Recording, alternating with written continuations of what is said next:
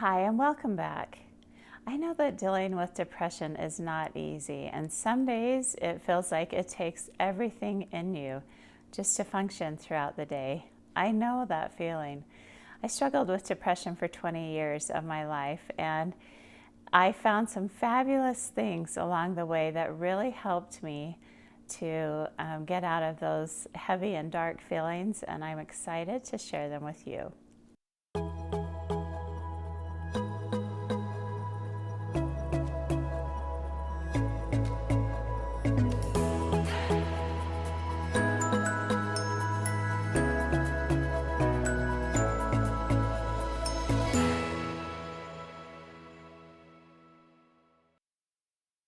My three words that I want you to remember today all start with the letter N, so I hope this is going to be easy for you to remember. The first one is nature. And when we get outside and get into nature, the earth holds a slightly negative charge. And sometimes in our busy life, as we connect to technology and people and all of the things around us, all the commotion and traffic around us, it builds up a slightly positive charge inside of us. And so if we can get out in nature, it can balance that charge out. And so first of all, it's helpful just to get yourself grounded again and back in sync and in harmony with Mother Earth. Nature is so edifying and so uplifting, just being out there, feeling the energy of the leaves, of the trees, of the grass. It's all powerful and helpful for you. Even if you did nothing more than went out and sat on a rock outside, I know that it would help you start feeling better. But another part of nature is the calming effect that it can bring to you. And also, as we go outside, whether you're walking or hiking or climbing a mountain, you're getting yourself moving. And movement is so important. There is a system within our body, the lymph system, that detoxifies everything for us and flushes that out. And the only way for that lymph system to release is through movement in our body. So it can be dancing, going up and down stairs, just walking on a beautiful trail. But any kind of movement is going to help flush out those negative toxins within us, and that will also help you. I also want nature to remind you of your true nature, because depression is not who you are. Depression is just something you're experiencing in this moment.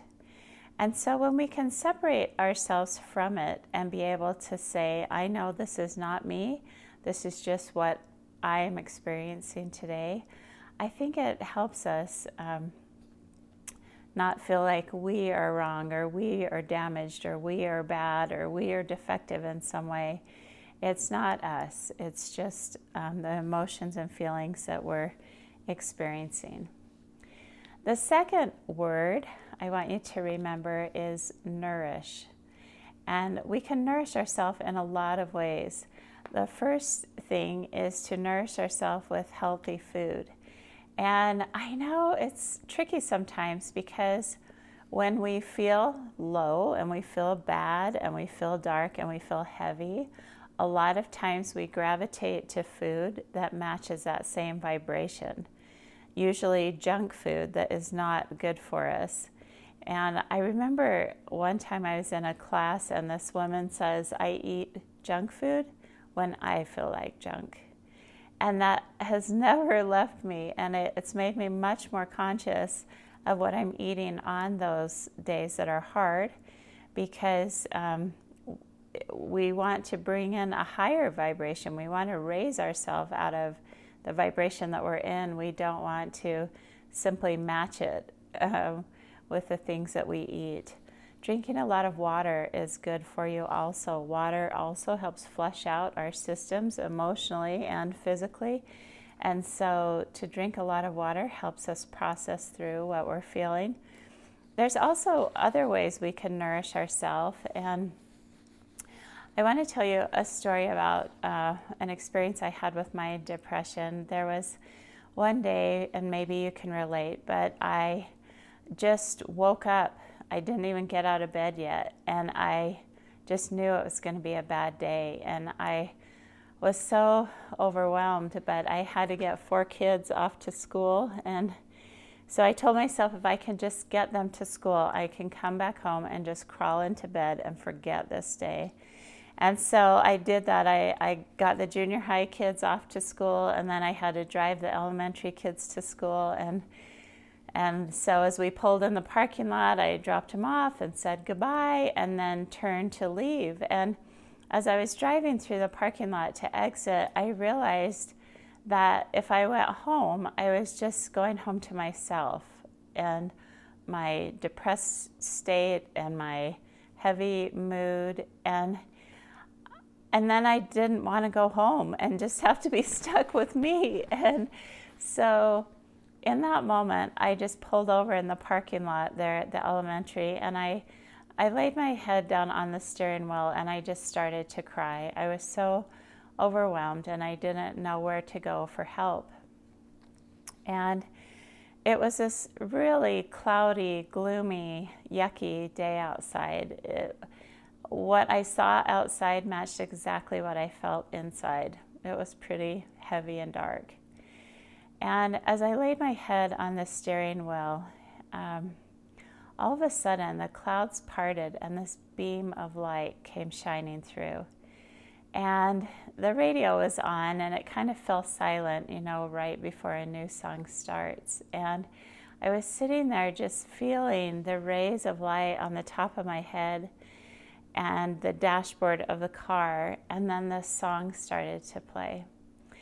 And it happened to be my favorite song, and the song title, it's by Mercy Me. It's called I Can Only Imagine, and it talks about what it might be like to see the Savior one day, and spirituality is important to me. I'm a very Christian girl and very connected to Christ, and so as I sat there thinking of Christ and all that he suffered and all that he endured, I thought about my own life and what I was struggling with and what I was enduring, and it just gave me strength to do more. I knew I would be okay, and I could hang on one more day. But that beautiful music lifted my soul and really nourished me and elevated me to a higher place. And so just like you want to watch the food that you eat that day and make sure it's a high elevating, high vibration food, also look at the music that you play. Make sure it's something that uplifts you, that inspires you, that elevates you, and doesn't just match a heavy, dark vibration that you're feeling. The third thing I want to invite you to do is to nurture yourself on those days. And I think for me, on those days, those were the times that I was so down on myself. Like, why am I struggling with this again? Why can't I get over this? Why can't I let go of this? What is wrong with me? Why do I keep feeling this way? And I learned over the years to just say, today may be a hard day, and I'm okay with that. I quit beating myself up. I started to nurture myself. And on those days, I wouldn't do anything I didn't have to. If I could, I would cancel appointments or maybe get a deadline extended or whatever it took for me to be able to get through the day. Because when we show that compassion for ourselves, to take time and nurture ourselves in those hard times, then our ability to rise and come back stronger will be much, much better and quicker. And so do whatever you need to nurture yourself. Maybe you take that bubble bath. Maybe you watch that Netflix movie you've been wanting to. Maybe you go to the gym, or whatever your comfort of choice is. Find something and just acknowledge yourself. Speak to yourself. I see that today is a hard day, and it's okay. Tomorrow's going to be better. I would, in those moments, look for the positive things in your life. Look for the blessings. Look for, do something that brings you joy.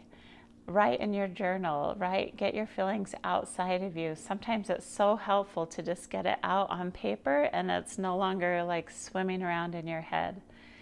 So whatever would nurture you and support you, I hope that you'll do that. I'm grateful that you joined me today. I'm sorry that if you're watching this, you're probably struggling with depression. And just know there is a way out, and that there are better times ahead, and that you are loved, you are important, you are worthy of love and affection, that there's nothing wrong with you, that you are perfect, and this just gets to be one of your life experiences for you to learn and grow from. I know that's what depression has done for me. I've developed a lot of compassion because of that depression, a lot of empathy and love for others, and in this moment I extend that to you. I also have a video here on the network about limiting beliefs, and if you want to watch that next, that was honestly one of the most powerful things that I learned. It's based on a book by Byron Katie called Loving What Is. But that technique was one of the most powerful things to help shift my thoughts and teach me how to be responsible for changing them. So I hope you subscribe. We have more love and tips and ideas in store for you. And so hit the button below to subscribe, and we'll see you tomorrow.